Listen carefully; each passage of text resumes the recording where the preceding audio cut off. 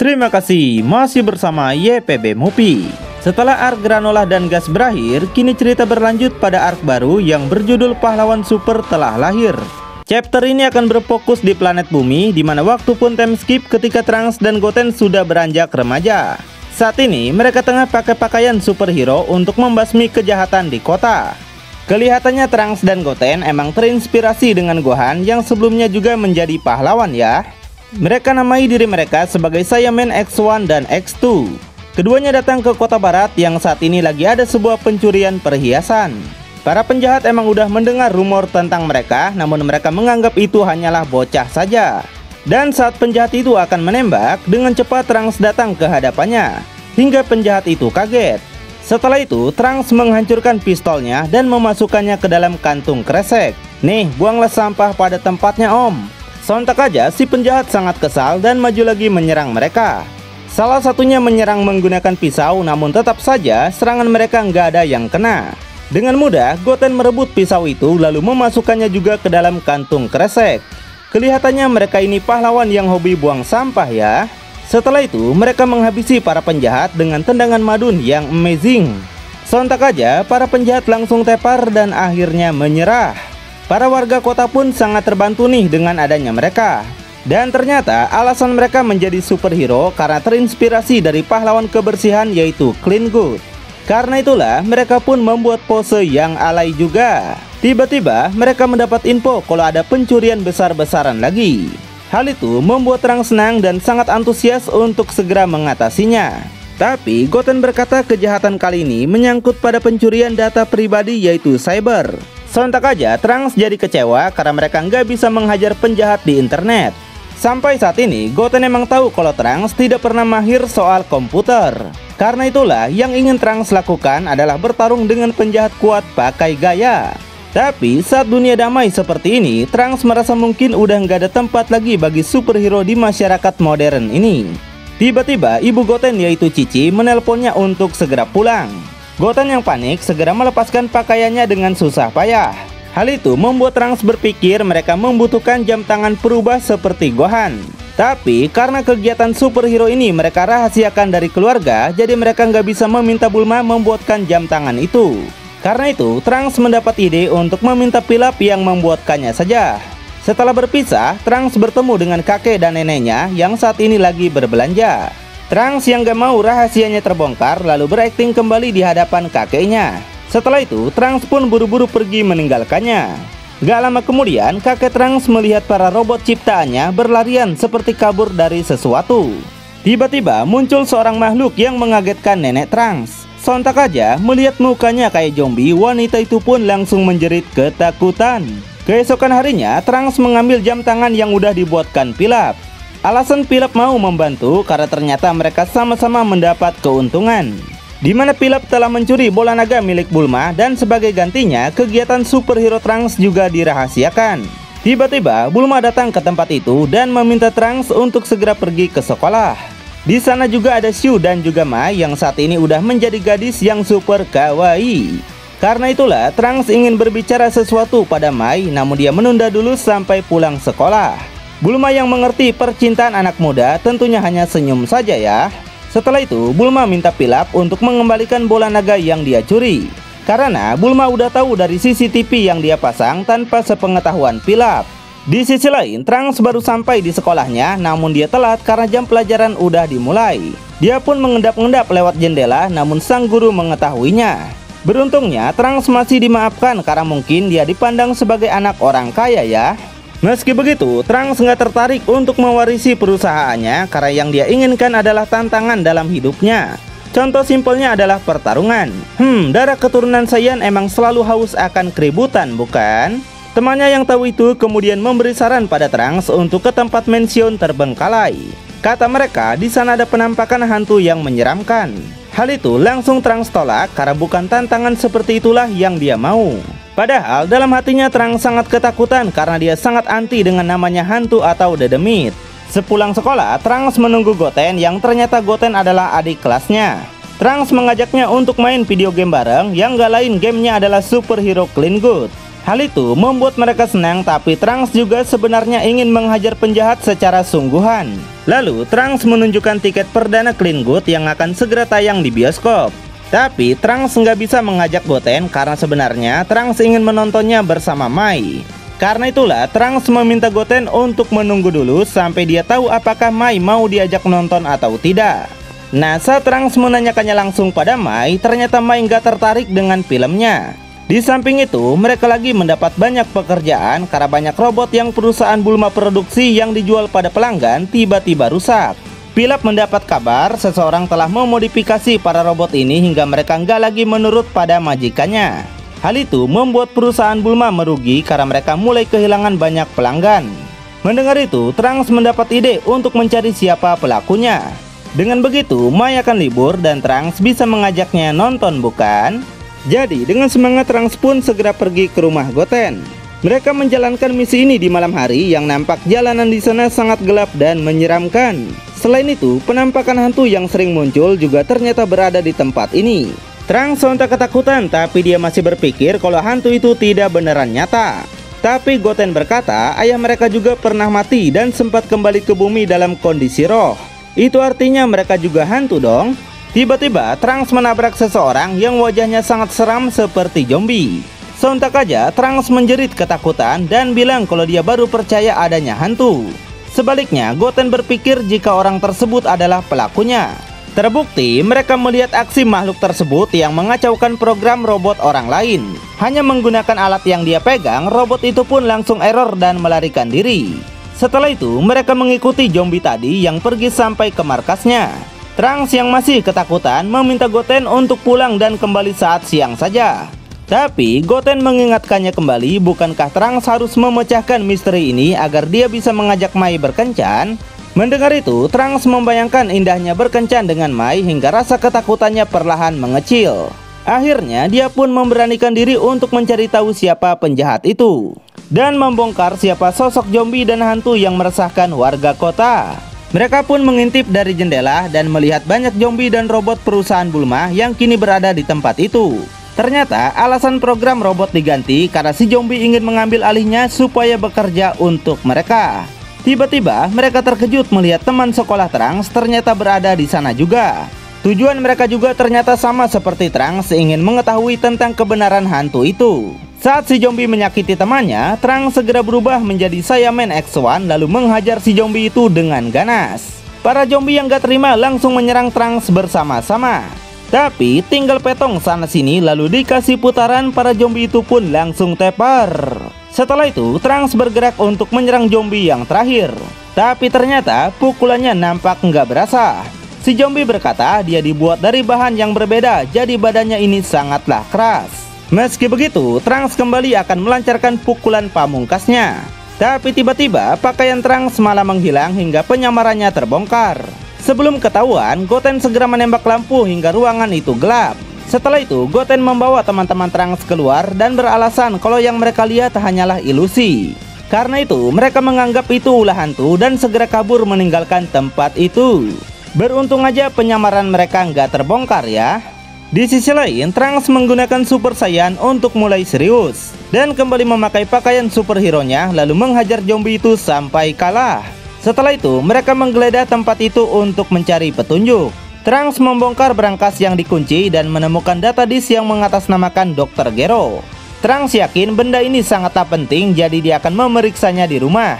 Di jalan, mereka bertemu Krillin yang sedang mencari mayat hidup. Sontak aja Trunks kembali ketakutan karena zombie yang dia hajar tadi ternyata adalah mayat hidup yang dicuri dari kamar mayat. Di sisi lain, ilmuwan yang bernama Dr. Hedo sontak terkejut melihat tempatnya berantakan. Dan dia nggak menyangka para zombie yang udah dia ciptakan malah dikalahkan oleh orang gak dikenal. Selain itu, dia juga sangat terkejut data disk berharganya telah dicuri. Si zombie pun menunjukkan logo sekolahan Trunks yang hal itu membuat Trunks dan Goten akan menjadi incaran mereka. Padahal sebenarnya tujuan Dr. Hedo cuma ingin menjadikan zombie sebagai pegawainya untuk menjual sushi, sebuah makanan khas Jepang yang sangat enak. Tapi cuma caranya aja yang salah ya. Keesokan harinya, setelah urusan zombie beres, Trunks kembali mengajak Mai untuk nonton. Tapi ternyata mereka masih belum selesai dengan pekerjaannya, malahan pekerjaannya semakin banyak. Hal itu karena mereka menemukan banyak robot yang hilang dan rusak akibat dihancurkan oleh seseorang. Sontak aja Trunks langsung terkejut karena para robot itu yang dihancurkan tadi malam. Dengan begini, keinginan Trunks untuk mengajak Mai jalan pun menemui hambatan lagi, bukan? Setelah itu, Trunks mencoba untuk menyetel data disk yang dia curi dari Dr. Hedo. Namun, Trunks malah merusakkan komputernya yang membuat Bulma sangat marah. Beruntungnya, adik Trunks yang bernama Bula atau Bra berhasil memperbaikinya. Dari hal itu, Bulma mengakui kalau Bra emang menurunkan kepintarannya. Sedangkan Trunks mewarisi bakat gila ayahnya. Lalu Bulma minta Trunks untuk berangkat sekolah bersama Mai. Karena Bulma anggap kalau Mai itu masih sebaya dengan Trunks. Padahal kita tahu usia sebenarnya Mai jauh di atas Bulma ya. Dan dari sifat dewasa ditambah parasnya yang cantik membuat Mai langsung jadi primadona di sekolah. Semua murid tak henti-hentinya menggoda Mai. Hal itu membuat Trunks jadi repot karena dia harus menjaga Mai dengan ekstra. Saat pelajaran olahraga tiba, Trunks bermain basket dengan semangat karena pengen dipuji Mai. Tapi tiba-tiba muncul juga anak murid baru yang bernama Baita yang kelihatannya bukan orang sembarangan. Dia kelihatan jago bermain basket hingga mampu mengalahkan kecepatan Trunks. Ternyata Baita adalah manusia buatan yang diciptakan oleh Dr. Hedo. Alasannya untuk mencari manusia berambut pirang yang sudah menghancurkan lab miliknya dan mencuri data disk. Tapi mereka belum tahu itu siapa, karena itulah mereka mencurigai Trunks. Di samping itu, Mai juga ternyata udah curiga pada Baita dan ngasih tahu Trunks jika dia mungkin adalah android. Ngedengarnya membuat Trunks panik karena kedatangannya ke sini mungkin ingin balas dendam kepadanya. Singkat cerita, setelah pulang sekolah, murid baru itu akan menyerang Trunks dengan benda besar. Dia ingin Trunks menggunakan kekuatannya dan mengakui kalau Trunks lah manusia berambut pirang itu. Namun sebelum itu dilakukan, si murid baru itu melihat Goten yang lagi mengangkat mobil besar. Sontak aja hal itu membuat Baita dan Dr. Hedo terkejut serta menyadari dialah orang yang mereka cari. Karena itulah Baita segera memakai kostum Beta 01 untuk mengajak Goten berduel. Karena gak mau identitas mereka terbongkar, Trunks meminta Goten untuk tidak bertarung di sini. Meski begitu, Baita lebih dulu menyerang membuat Goten mau gak mau harus meladeninya. Akhirnya Trunks pun pergi sebentar dan kembali lagi dengan pakaian Saiyaman X1-nya. Lalu Trunks memberikan jam berubah pada Goten dan memintanya untuk berubah juga. Tiba-tiba Baita mengajar Trunks dengan keras. Namun Trunks bilang serangan kayak gitu mah nggak berasa bro. Trunks selalu membalikan serangan dengan menghempaskan Baita melayang jauh. Lalu Trunks juga memberinya tendangan Messi yang kembali menghempaskan Baita di tanah. Baita yang gak terima lalu menggunakan jaket tempur yaitu robot yang cukup besar. Dia pun menembakkan roket dengan cepat yang membuat Trunks langsung bergerak menangkapnya. Setelah itu Trunks melemparkannya ke laut agar tidak menimbulkan kerusakan. Ngelihatnya membuat Dr. Hedo panik dan gak menyangka Trunks memiliki kekuatan super. Trunks kembali menghajarnya dengan keras, namun dia gak melihat kalau Mai juga ternyata ada di sana. Sontak aja Mai terjatuh dari guncangannya dan nampaklah data disk yang Dr. Hedo cari-cari. Karena itulah Dr. Hedo menyuruh Baita untuk merebut CD itu dari Mai. Dia langsung menangkap Mai hingga membuat Trunks sangat marah. Tapi Baita juga menembakkan banyak roketnya hingga mengarah pada para murid. Sontak aja Trunks memilih untuk menyelamatkan para murid lebih dulu. Tiba-tiba Baita melepaskan bagian atasnya dan pergi membawa kabur Mai. Sedangkan bagian bawahnya terus menembakkan roket. Trunks sontak makin panik karena dia nggak bisa mengejar Mai dan harus melindungi para siswa. Tapi Goten datang dengan pakaian Saiyaman X2 yang menghancurkan bagian bawah dari robot itu. Karena itulah Trunks punya kesempatan untuk menyelamatkan Mai. Trunks menciptakan sebuah serangan pamungkas yang menghancurkan robot itu serta pakaian Baita. Saat Trunks membawa Mai pergi, Mai seperti melihat Trunks masa depan yang menolongnya. Hal itu membuat ingatan lama Mai kembali karena sebenarnya Mai mencintai Trunks masa depan bukan Trunks masa ini. Sementara Baita yang kalah membuat Dr. Hedo kesal, tapi dia juga mengakui kekuatan para Saiyaman itu sangatlah kuat. Jadi Dr. Hedo berencana akan kembali membuat android yang lebih kuat lagi. Dia tidak akan menyerah sampai data disk itu didapatkan. Sementara Krillin menangkap para zombie yang bekerja di sebuah minimarket. Gak lain mereka adalah anak buah Dr. Hedo. Alasan mereka diperintahkan bekerja karena uang yang didapat akan dipakai Dr. Hedo untuk menciptakan android yang lebih kuat lagi. Di sisi lain, Goten berangkat sekolah dengan menaiki awan Kinton. Hal itu juga pernah dilakukan Gohan saat sekolah bukan? Dan agar nggak ketahuan kalau rumahnya jauh, Goten berhenti di sebuah halte dan naik bus bersama teman-temannya. Tiba-tiba bus itu dihadang Beta 07 yang merupakan android baru ciptaan Dr. Hedo. Goten pun segera pergi keluar sebentar dan kembali lagi dengan pakaian Saiyaman X2-nya. Dia berhasil menghajar android itu dengan mudah. Di sisi lain, Trunks mendapat info dari temannya kalau dia udah membooking Clean Good untuk tampil di sekolah ini. Mai yang penasaran dengan itu lalu mengajak Trunks untuk datang melihatnya. Di balik itu, sepertinya Mai punya rencana yang tidak Trunks ketahui ya. Dan Dr. Hedo yang mantau menggunakan robot serangga sangat antusias karena dia juga adalah penggemar Clean Good. Jadi, untuk sementara Dr. Hedo akan menghentikan balas dendamnya. Di sisi lain, Mai mengajak Goten bicara dan membongkar alasan dia ikut nonton Clean Good adalah untuk mencari Dr. Hedo. Karena Mai udah mendapatkan banyak info kalau Dr. Hedo adalah fans berat dari Clean Good. Jadi, Mai berencana untuk memancingnya keluar dan menangkapnya. Ngedenger itu membuat Goten kaget karena alasan Mai mengajak Trunks rupanya cuma untuk melakukan hal itu. Saat pesta dimulai, Mai menggunakan armor baja yang membuat semua siswa sampai kaget. Tapi Mai nggak peduli dengan itu karena tujuannya kesini bukan untuk pesta.